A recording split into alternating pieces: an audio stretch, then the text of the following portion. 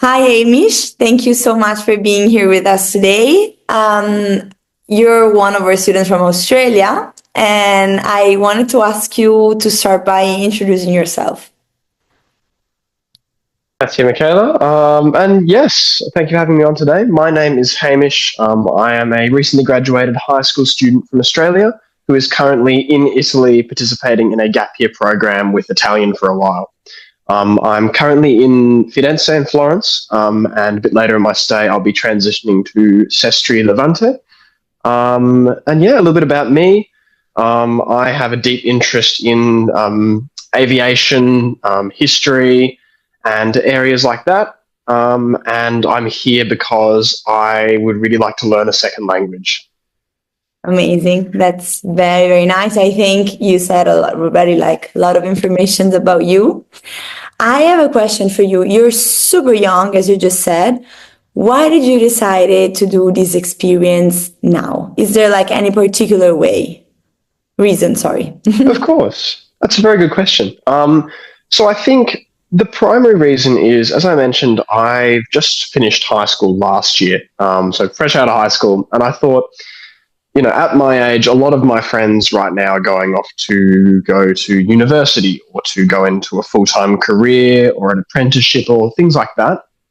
And for me, I have a bit of an idea of the direction I'd like to go with a future career, but I thought, I'm I'd like a chance to not only explore a bit of the world, but also have a chance to do some personal growth, to live away from home for a bit, and just to, I don't know, I suppose, have a bit of time to discover myself and a bit of the world around me. Amazing. And that's exactly what you're going to get with a gap experience. So I'm very, very happy because you chose the right path for you right now. Like if it's not already super clear what you want to do with your life and also like you want to step outside your comfort zone, this is exactly the way to do it. So thank you for your answer. I wanted to ask you because how you found Italian for a while. And then I want to go like step by step because we met you way before you arrived in Italy in our online community. You participated at some of the meetups. Then from there, you actually decided to come. Then we met you the first day that you arrived here, basically, but we're going to talk about it later. So I wanted just to hear it from you. Like, how did you find us? And like all the little steps that then brought you actually to come to Italy. Completely, yeah. So it was a bit of a process, I'll say that. So I think to begin with, when I first started exploring the idea of taking a gap year following my completion of high school, I started by doing a bit of online research and looking at, what are the different options to do a gap year? Where could I go to different countries and different programs? And I think for me, pretty quickly, Italy stood out as a destination I'd really love to go to because they've got such a rich history, an amazing culture, amazing food, amazing landscapes. You've really got it all here. And after kind of doing a bit of searching, Italian for a while came up just on my web browser. And after kind of looking around a bit, it seems to be quite a unique program that you guys are offering in terms of the support in accessing language schools, accommodation, the process to get your visa, flights, etc. So it really was for me just searching online, and this popped up, thankfully. And after kind of, a bit of look on the website, there was the option to contact you guys. So I thought, oh, well, what the heck? Why don't I give it a go? And I sent something in, and that's kind of where it started. Yeah, and the rest is history, as they say. See. Okay, and so you just started to join our online meetups, and I remember that it was 7 p.m. here in Italy, but it was like 5 a.m. in Australia for you. I remember you were waking up super early to come join us, and it was super super nice. Like you were there with your cup of coffee, and then actually, I wanted to ask you, how was it for you to actually meet us when you arrived in Italy? Because you were lucky enough to arrive in the weekend where we had one of our physical meetups with our students, because you know that we do these physical meetups with students around Italy every now and then. And so you just arrived and you met us right away. And of course, as you said, like you're studying in Florence, but the meetup was in Milan, but still you managed to change your flight. So how was it for you to arrive and already meet people? And you also met Clara, one of our other students that is in Florence with you right now. So how was it for you? That was pretty amazing. I think I was very lucky to have timing quite as impeccable as that. So, yes, arriving literally the day before a meetup with other students and the Italian for a While team, that was an amazing start to my trip. I think for me personally, that was a great way to ease into it. As you know, first time traveling abroad on my own, away from family or a tour system. And to be able to meet not only students in the same boat as me, but also you guys with the IFA team, who were the resident experts, literally. That was amazing fun. It was an amazing way, just to settle into it, and also to see a great introduction to the beautiful country through Milan. And how was for you? You just said like it was like your first time traveling alone. How was your trip all the way here? And like, what were your thoughts before leaving? Like, were you scared? Like, were your parents supportive? How was like the pre-departure? Of course. So I think for me, I'm probably a bit of an adventurous person. If I compare myself to my brother, for example, he's a homebody. He loves staying at home, being with the family. He's just very comfortable there. For me, I'm very close with my family, but I love going out and exploring. I've always loved travel, things like that. So I suppose I'd be lying to say I wasn't nervous coming here. But for me, it was kind of a very nervous excitement for, not knowing what it was going to be like. I didn't know anyone before I came here. Well, I'd met you guys in terms of the IFA team through the meetups and the online meetups and the video calls, but I hadn't met anyone in person before. So that was exciting. I'm very lucky that my parents were both very supportive of my desire to travel and the process to get to here in Italy. So no, it was a bit scary, but it was very, very worth it. It's been great fun, and I was lucky to have all of the support from, again, my family and from you guys at IFA headquarters. Okay, amazing. That's very, very important.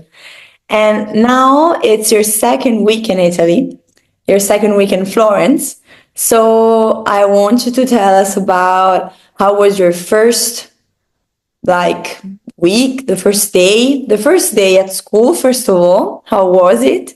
And then these first 2 weeks, how's it going? Like if you met people already, how you find your school, your classmates, how do you find the city?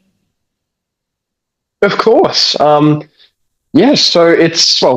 first of all, it's very different to regional Australia, Florence, but I'm really loving it. From the moment I arrived in Santa Maria Novella at the train station, I knew I was going to love it here. So the school, I'm quite close to the school, just about 20-minute walk across the city centre. Very scenic walk. I get to go past several of the major churches and the Duomo, etc. School's pretty great. There's quite a lot of different levels of classes from A1 all the way through C1 or 2, I think. So my class was a group of 10 brand new Italian learners, fresh beginners, of age ranges from my age all the way through a bit older. So we've got a good range of experiences and knowledge from different backgrounds and nationalities. So we have our conversation class in the afternoon and our grammar class in the morning, grammar and then conversation. A little break in between where we could go get to grab a coffee. And then in the afternoon, exploring the city a little bit. And yeah, so after the first couple of days, there were a few awkward interactions, and then we got to know one another. And now I'm very lucky to have a little group of great friends who, I've only been here 2 weeks, with them less than 2 weeks, because I only arrived in Florence last Sunday. And we're already good friends. They're all amazing people with the common goal of wanting to explore the world and learn another language.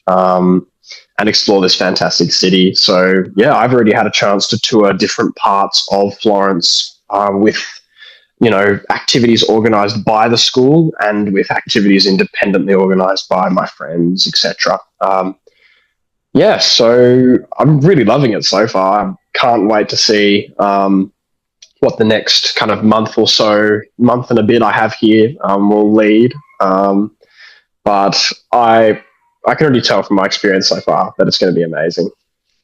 Amazing. And how was for you, was it shocking that classes were taught in Italian since the first day? Because we always tell our students so that they're prepared. And of course, it's proven to be the most effective method for you guys to be immersed in the language.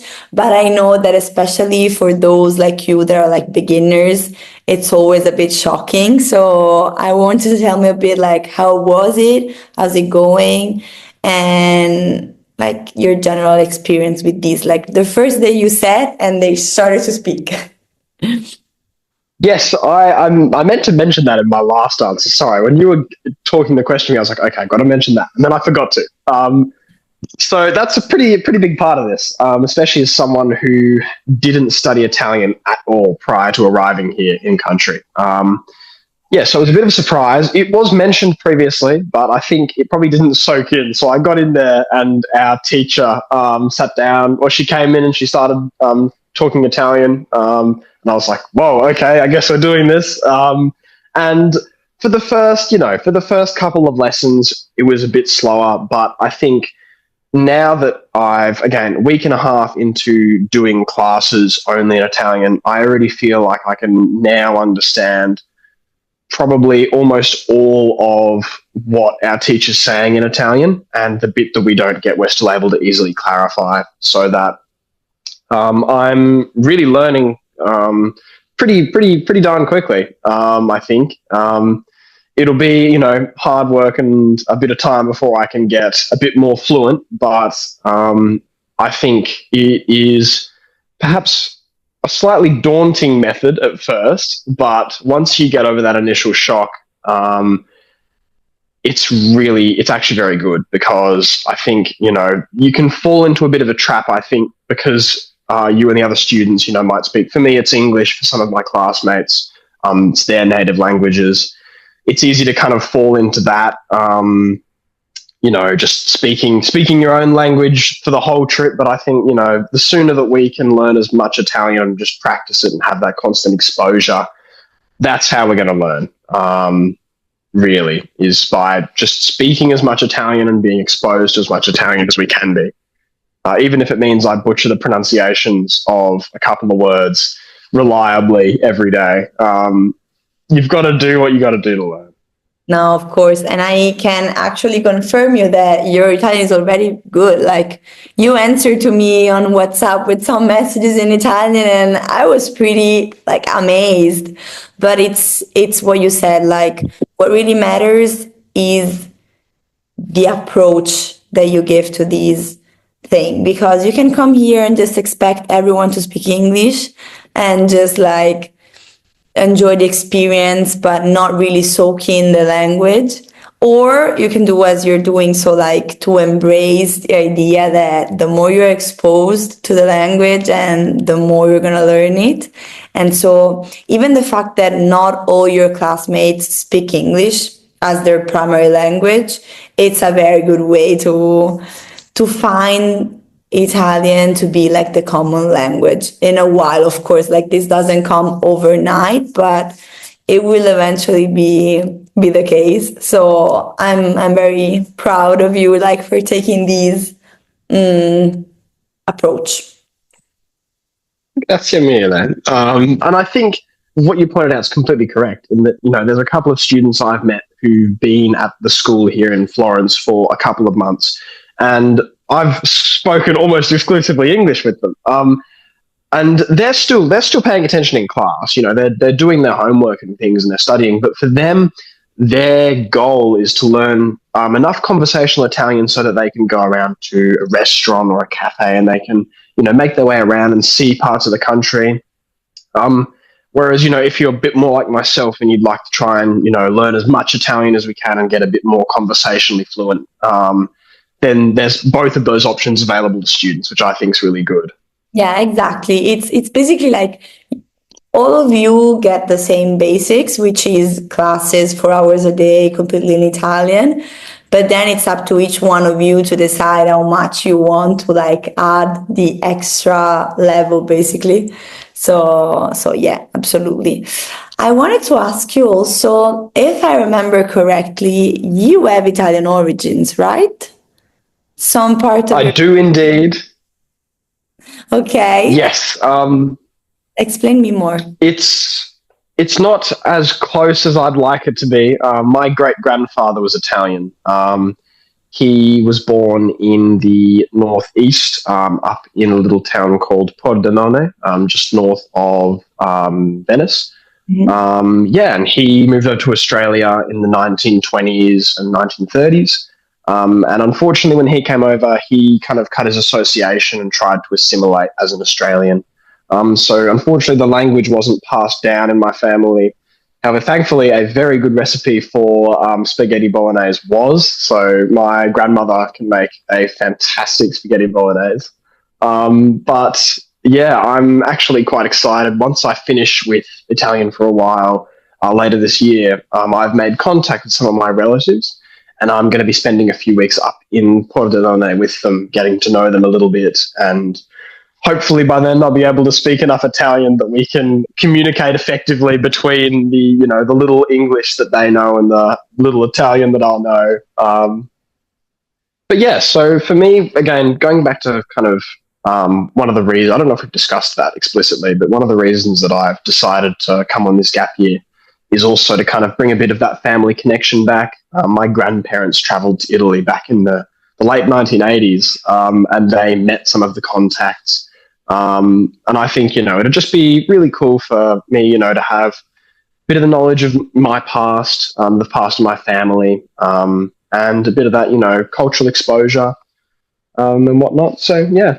Yeah, no, that's gonna be absolutely amazing. And it's a bit of a shame that it's so back in your family tree, the connection, because of course, like now, like with the Italian citizenship, new rules, it would be like. I remember now that we had this conversation, yeah, that you were like, "Oh no, it's too back in time." I know, but as you said, like I mean, of course, to have the passport would be nice and everything, but what really matters is like the connection that you can have with Italy if you want to have one. And from what you said, it feels like you want to. And so yeah, no, that's very nice. And I'm sure that by the time you go see your relatives, your Italian is gonna be on point, and so you're absolutely going to be able to speak with them. That is the hope. I look forward to it. But yeah, and that's the thing, it would have been really cool to have been able to go citizenship by descent, but I think I don't need a passport to be able to speak a bit of the language and travel the country. So I can't complain too much. Exactly, absolutely. So then I wanted to ask you, I mean, you already mentioned it briefly, but I wanted to ask you, like, in what was the Italian for a while team really helpful for you? Like, regarding the accommodation, regarding the support with the documents, regarding like the which city to pick, like which was the thing that you found most useful? That's kind of hard to answer because, to be honest, it was probably all of it. Because to begin with, I knew I really wanted to go to Italy, but I didn't really know where. I just thought, I'd be happy to go anywhere, but especially somewhere. I mentioned I really like history. So I'm very glad that I've ended up here in Florence, and I'm looking forward to seeing Sestri as well. But, everything from all of the support I had, making sure my documents were lined up for the visa, and all of the help with, now that I'm here, my permesso di soggiorno, my permission of stay, and things like that. My parents were quite stressed because I live in regional Australia. We had to make the 5-hour trip to one of the capitals in Sydney to go to the consulate in Italy, and we had to make it a whole trip and things. And my mum was quite worried about it all. She's like, "What if you go and they don't give you the visa?" And blah, blah, blah, blah. But thankfully, the Italian for a While team were fantastic, especially, Annetta, in helping me get everything organised and lined up so that when I went there, it was straight and done, and it all went smoothly. And I think that's probably the key piece, is that I wasn't stressing about finding the right host family. I'm staying with a host family at the moment. Most hotels don't have a fantastic study facility like this with all of these books. But, just making the process so much smoother and so much easier to navigate, especially for someone in my position who has no experience going overseas, no experience, with the language, with the documents, all of that. That was, I think, really important. Okay, nice. I'm very happy to hear that. And about what you mentioned, you're staying with a family. How did you decide that this was the best option for you? Because I'm sure that Anita told you that there were several options. And how's it going with them? Of course. So I think the primary reason for me deciding to go to the host family, there's a couple, but the primary one, as I mentioned, is that I've never done this before, as in a travel overseas on my own, let alone an extended stay overseas. So I think, I thought that I'd really like that little bit extra support in terms of having, people who I can spend the evening with, with a conversation over dinner, or that little bit of extra support of, if I wanted to go here, what would you recommend? Or, things like that. Just that, that bit of extra support, and also the opportunity to learn a little bit more Italian. I've already learned some important, some keywords and some little phrases from spending the time with the family. And they've been helping me practice a little bit, and things like that. So that's also really valuable, I think. And it's, I don't know, a bit of an insight into what life's like, the little nuances of the difference between, a family in regional Australia versus a family living in the centre of Florence. At the end of the day, we're all families, but there's little nuances which are really cool to observe and to learn about and things like that. Yes, so while I'm here in Florence, I'll be doing the 2 months with a host family. And then when I move to Sestri, I'll be switching to a shared apartment arrangement with some other students after I've had a bit of time to, accustom to Italy and the language a little bit, etc. Nice, amazing. And you actually anticipated my question, because I wanted to ask you, I know that you're doing a bit of your stay in Florence and a bit in Sestri. And I just wanted to know how come that you picked this decision. That's a good question. I think, again, there's a couple of factors. Without speaking for the rest of the evening, I think, in a nutshell, I wanted to try and see as much of Italy as I could in my stay here. And as part of that, switching locations means I'm spending 2 months in each location. I think I may have mentioned that. I felt, for me personally, 2 months was long enough to really, do the location justice, not just appear for a couple of days, look at the Duomo, go to school, and then leave. It's a bit of time to actually get a feel for the vibe of the city and the different locations and the parts of the city and the people and things like that. And then access the region as well. So for Florence here, the access to Tuscany, we went to Siena on my first weekend here, went for a day trip to Siena with some friends. And I think we're going to go to Chianti this weekend, and there's talk of Bologna and Lucca. And, there's kind of the region around here, and it's easy to get to Rome. And then once I go over to Sestri, I'll have access to, very close to Genova, to La Spezia, Torino, Milano, etc. It's kind of that ability for me to do a bit of travel independently of the school and Italian for a while, just for that, my personal desire being to see a bit of the world, as I mentioned, and to start with seeing different parts of Italy. So, yeah, I suppose that was one of my reasons. The Nice. reasons. Amazing. And I would also add the fact that it's summer and in Sestri, your school, it's literally going to be in front of the sea.